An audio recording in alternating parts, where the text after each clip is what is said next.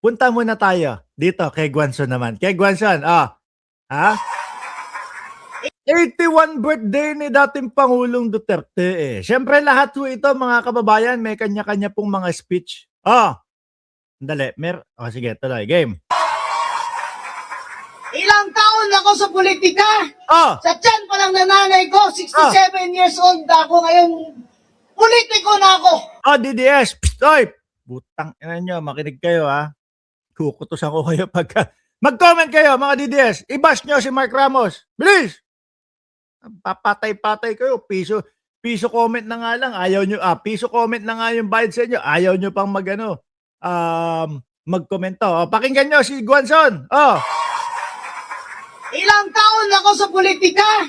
Sa tiyan pa lang na nanay ko, 67 years old na ako ngayon. Okay. Politiko na ako. 67. Nasa tiyan pa lang ng nanay, politiko. Okay. Parang may tama nga itong mga ito. Pero hindi pa isinisilang. Politiko na. Sino ba naman yon? Sabi ni Smiling Boy. Dati Lenny yan. Nako, hindi na mapapaniwala nitong si Guanzon. Yung mga kakamping, malabo na ho yun. Remember man nanay ko, 33 years. Wala pa ako nakita ng gobyerno na ganito. Puro ka magnanakaw. Ebidensya. Alam nyo kaya nagiging boring yung mga vlogs natin, mga bossing, no? Kasi kapag bumanat sila, isa lang ang sasabihin natin, labas po ang ebidensya. Pagka ganun, tapos na, wala na. Kinabukasan, sisigaw na naman, mga magnanakaw, nagnakaw si Bongbong Marcos, nagnakaw si Martin Romualdez, nagnakaw yung... Tapos pag tinanong natin, ebidensya, labasan ng ebidensya, wala na, tapos na naman, paulit-ulit lang ng gano'n. Kaya, totoo ho, mga kababayan, nagiging boring yung ating mga vlog. Pero kung meron silang ilinalabas na ebidensya, magkakaroon ng, alam nyo, palitan. Pero sila ho, dakdakan lang ng dakdakan, mga boss eh. Salitaan lang ng salitaan eh. Mga kawatan! Ebidensya. Di ba? Ganun lang yun. Ang kailangan ng Pilipinas, reforma. Zero corruption. Zero ganun nga nga pa niya, Ano naman ang kaalam ni Guanzon doon, mga kababayan? Sabi nga nito, Pasyo, sa umpisa pa lang, nagbebenta ka na ng t-shirt. Tumatakbo ka pa lang na senadora. Nagbebenta ka na ng t-shirt. Ano daw ang gagawin mo pagka nakaupo ka na? Pera pa din daw ang iisipin mo. Sabi ho yan, nito, Pasyo. Yun ang legit na DDS, ito, Pasyo. Versus ho dito. Paparinig ko ulit sa inyo, mga DDS, nanagoyo kayo ni Guanzon. Napapaniwala kayo ni Guanzon. Kasi kung ako sa dalawa, paniniwalaan ko si Topacio or si Guanzon. Mas lamang naman kahit papaano si Topacio versus dito kay Guanzon. Di ba? That is why this early, I already commit my pananalita, nagsasalita pa lang huya, mga kababayan, pero kala mo, already, hinihingal na. Support to you, Vice President Sara Duterte. Whether I run for senator or not, I am going to campaign, as I am campaigning now, for Sara Duterte, who will be the next president of the Philippines. Kaso, sandali lang, Guanzon, no? Ito, kasama ho ito ng vlog na yan, ito may sinasabi si Topacio sa iyo. Paano yan yung sinasabi? Nako, malamang bitawan ka talaga ng mga DDS kapag narinig nila ito. Ito yung sinasabi ni Topacio sa iyo.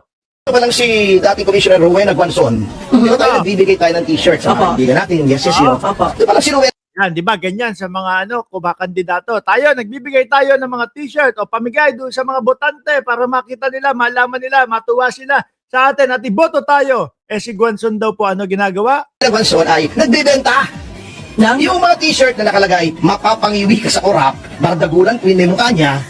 Kita mo? Kakaibang kilos ni Guanzon. Sila nagbibigay. Yung kay Guanzon, nagbebenta. Sabi ni Topacio, Topacio? Paano pagdating niyan sa Senado? Ano na lang ang iisipin niyan? Ay, binibenta niya. Tinatanong nila kung bawal. Hindi naman po bawal. Ito lang ang naiisip ko. Bakit naman, kakandidato ka ng senador, magbebenta ka ng t-shirt?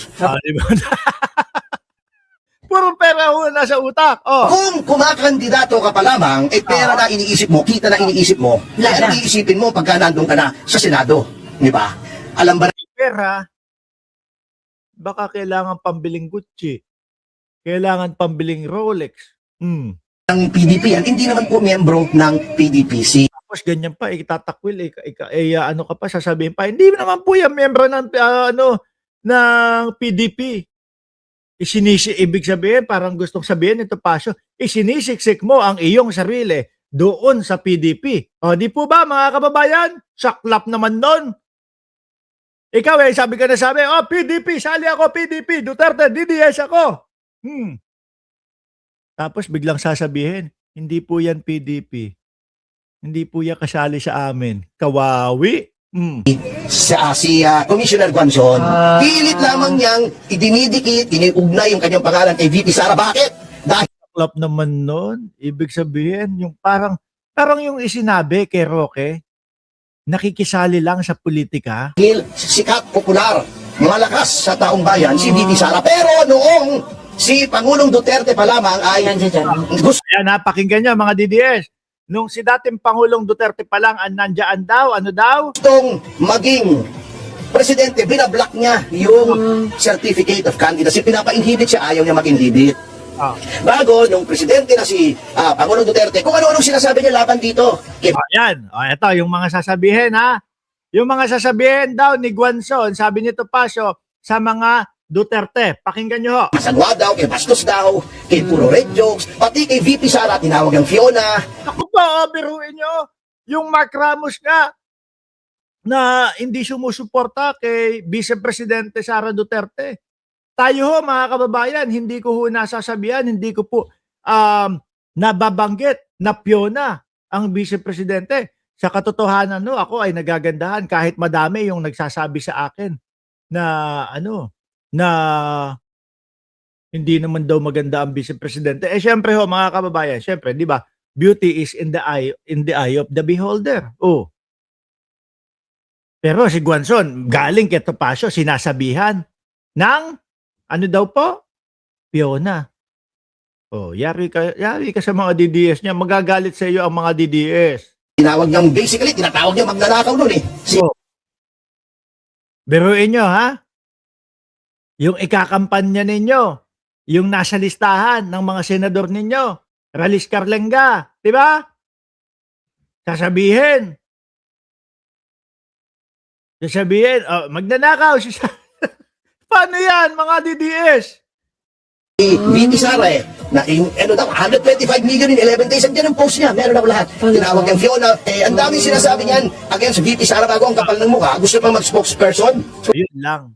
No? Ewan ko na lang. Kapag ka ito, binoto nyo, mga DDS, ay nako, ewan ko na lang sa inyo.